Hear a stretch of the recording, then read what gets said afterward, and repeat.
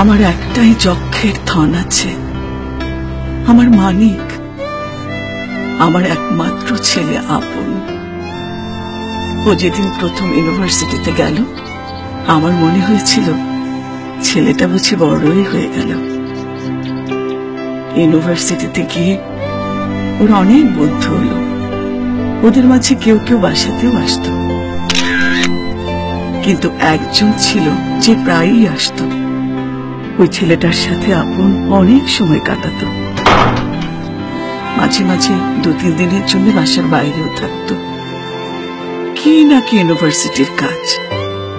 আমি ভাবতাম ছেলেটাকে সত্যি মানুষ করতে পারলাম তো। একদিন সকালে আপন কেমন যেন তাড়াহুড়ো করে বাসা থেকে বেরোচ্ছিল। যাবার আগে হঠাৎ আমাকে শক্ত করে জড়িয়ে ধরল। যখন ফোন করে একজন বলল টেলিভিশন অন করতে, আমি তো আমার চোখে বিশ্বাস করতে পারছিলাম না। আমার আপন ওনাকে নাশকতা করতে গিয়ে ধরা পড়েছে। আমার আপন আর আমার থাকলো না 4 দেয়ালের জেলখানায়, আজ সে চিরবন্দী। এরকম যাতে আর কোনো আপন পথভ্রষ্ট না হয় তার জন্য সবচেয়ে বেশি প্রয়োজন পারিবারিক সচেতনতা। চোখ রাখুন আপনার প্রিয়জনের উপর।